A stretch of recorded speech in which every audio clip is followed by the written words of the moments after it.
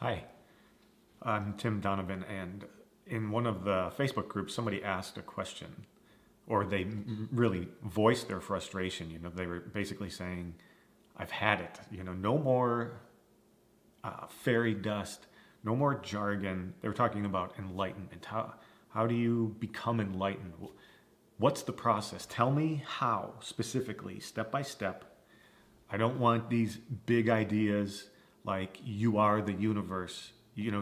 Make it so that I can have this experience. And I mean, you can understand the frustration. I've been studying these ideas for 25 years, and I don't know that I know of a single person, a single teacher, a single author who has created a step-by-step, beginning to end explanation. I mean, you'll find lots of books with each chapter has sort of a little bit about relationships, a little bit about this, a little bit about that, but why hasn't anybody ever laid it out beginning to end? So I understand the frustration. And one thing that's important to keep in mind too, in all fairness to the people who share these big ideas and what seem like jargon, is that as a person's understanding increases, ideas that previously were airy-fairy, they were nebulous, they were confusing or bewildering, those ideas, you can see into them in an instant. And so where before they were confusing, difficult to grasp, that same idea 20 years later is really an immediate practical instruction. The person can put that idea into practice immediately. But that doesn't help the person who, just beginning out, just starting, what is the step-by-step? So, instant enlightenment. Now, here's part of the problem. This is kind of what you're asking for.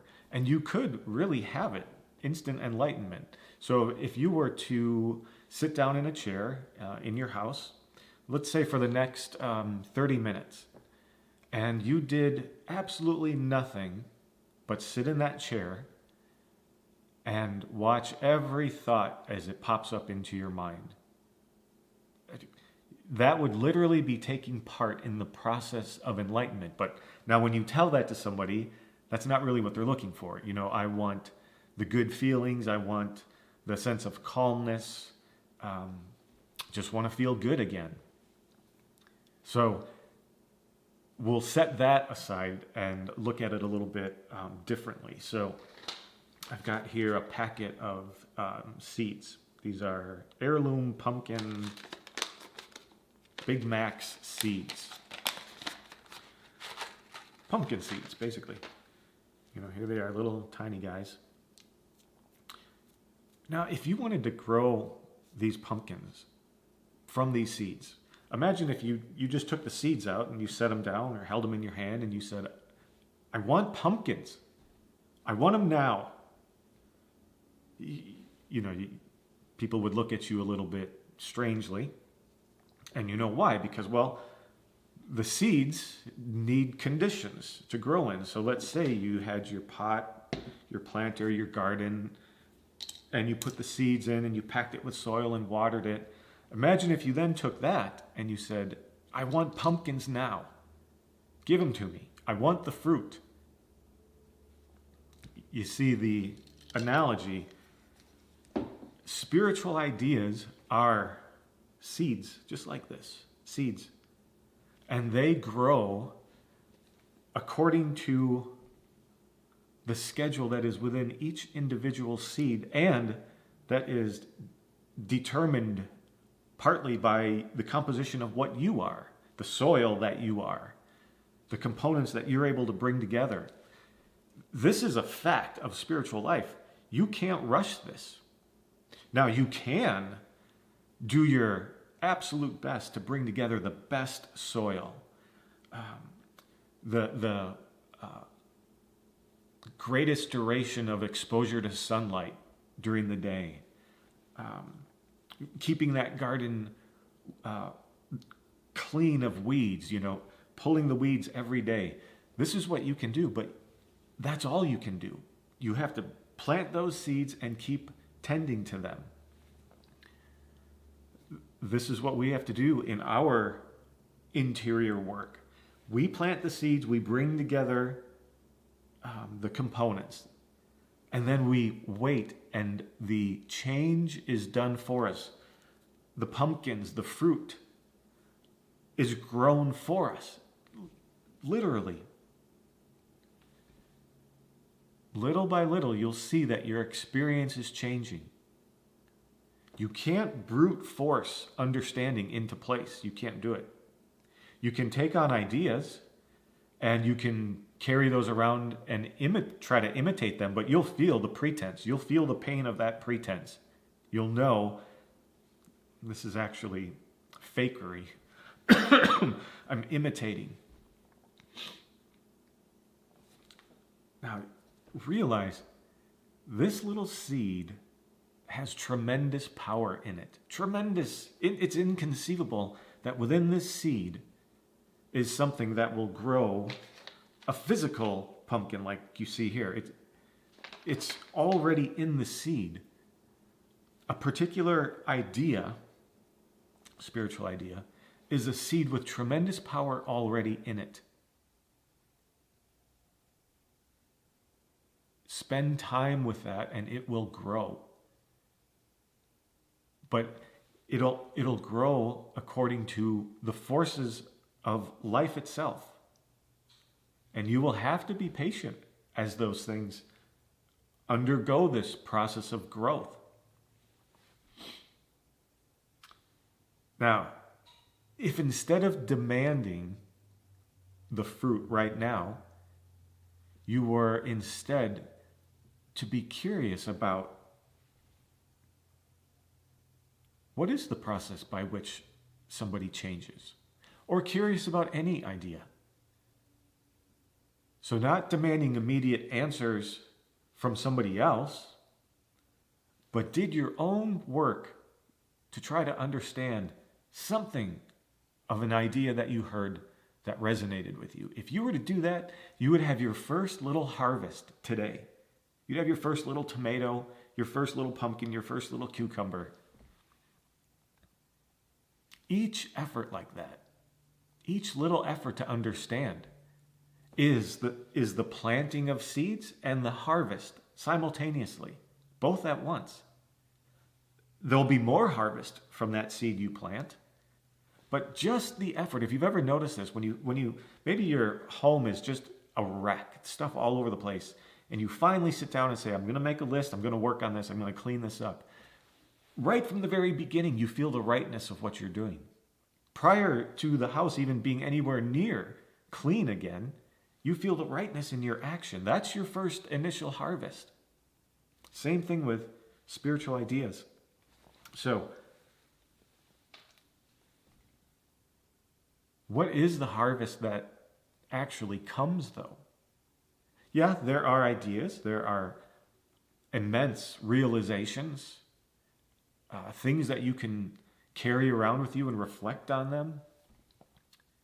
But the real spiritual riches are of a very different nature. They aren't things that you necessarily accumulate like you would stockpile gold or a cellar full of vegetables. I've got this little diagram that I use to explain this. Spiritual riches, the secret of spiritual riches. The secret of spiritual riches is the realization that each one of us has been given a bucket. But it's a very curious bucket. It's a bottomless bucket, but it's a very special bucket. And if you hold that bucket under the impressions that are raining down in the moment, the realizations that are happening moment by moment by moment, the miracle of the experience of your own life, and just held the bucket there as those coins, as those impressions streamed down from above, you would find that that bucket is full as long as you keep the bucket in the stream. Yes, it's empty. The bucket hasn't, or the bucket is bottomless. But at any given point, If you're just holding your bucket in that stream of incoming impressions,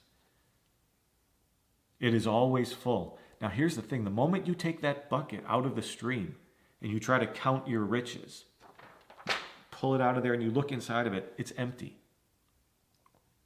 That's the kind of the mystery. And it's really kind of a gate that keeps people outside of things until they really are serious. This is why, they say things like, you cannot take the kingdom of heaven by force. You try to pull things out for yourself, pull that bucket and see all of the things you've accumulated, and you find it empty. It has to be held in that stream of incoming impressions, of this moment-to-moment experience. But to get to the specifics of the question, so what do I do? Well, really the doing is this understanding that we just talked about. But there are things, tools, conditions, just like for planting seeds. You need the soil, you need sunlight, you need water. You need those seeds. For our own interior understanding, to grow as a human being, there are things that are needed. And so I've just jotted down a little list here. So this would be, how do you plant the seeds, and then how do you tend to them? This is all really one and the same. This is planting the seeds, this is tending to the seeds. So you've got things like immersing yourself in truthful ideas, truthful books, audio courses, videos, whatever you can find. Generally, I would say the older the better, but whatever you can find that is a true source, immerse yourself in those ideas. Contemplation. Dive into one of those ideas, something that you want to know about, and make your own connections. So there is something about being fed by the work of somebody else, somebody who can put these things very clearly. That's instrumental. I mean, it's crucial and priceless. But then there's a point where you start to do your own work. I feel this anxiety. What exactly is the nature of anxiety? What powers it? How come I can be distracted and for a moment the anxiety dissipates? What's the dynamic that makes that possible? Because that might be a clue to how I end anxiety permanently. Journaling. This one is huge. From my own experience, I'll tell you, I don't know, maybe there's 3 or 4 pillars that really accelerate an individual's interior work. Journaling is one of them, but not journaling like cataloging your day. Journaling in the form of the written expression of contemplation. So you write that idea down, and then you wait right there until you can see something new about that idea. Then you put that down. But make it your own. Sure, you can bring in somebody's idea that really resonates, but try to make your own discoveries. Solitude, silence, space. That's required. In fact, the majority of Revelation, the principal component of it, or the foundation of it, is silence. Anything new that you learn happens in silence. Always, even in the practical sense. Learn how to swing a golf club better. That learning happened in a moment of silence, a microsecond of silence. Meditation and prayer. An instrumental part of planting the seeds. Watchfulness and self-observation. It's basically the doors are closed and locked if you're not working to watch your experience, observe your experience, see into it. What is the nature of being a human being? There are big questions that will come to you naturally. So watchfulness and self-observation. Bearing what you see. That's a big one. Whether it's bearing what you see in the world around you, right now during COVID-19 and everything that's happening, the battleground that is social media. Bear what you are, bear what you see rising up within yourself. Bear it. Don't suppress it.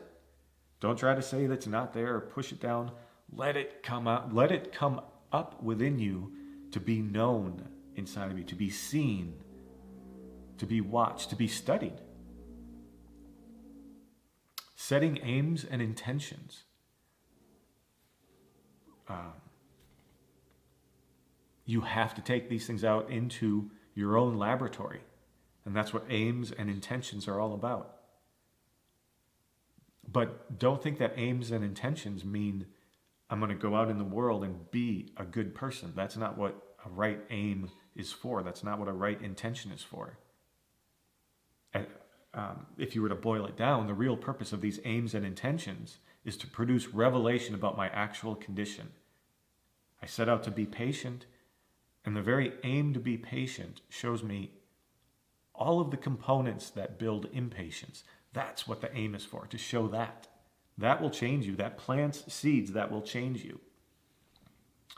Mantras, for some people, a mantra could be something that's helpful. And then, when you come across a bewildering idea, never drop into confusion over it. Question it. See if you can see into that idea. If you can't, set it aside. Because if it's real, if it's true, you're going to eventually make that discovery yourself. It will come back real and living. It won't just be this idea. There's never a need to drop into confusion. Confusion is actually a kind of distraction. It's a way to get you back into the world of self-hatred or self-condemnation. One form or another, confusion is a way to make yourself special. It's the antithesis of what we're actually after, falsely special. So beware of confusion. Confusion, you could say, is demanding the harvest right now. I hear this idea. I want to know what it means now. Don't rush it. Don't rush it. Just put it on the back burner and let it simmer. So, above all, plant the seeds, tend to the seeds, and then let go. Let them produce the change that you're after. They will. Hope that helped a little bit for you.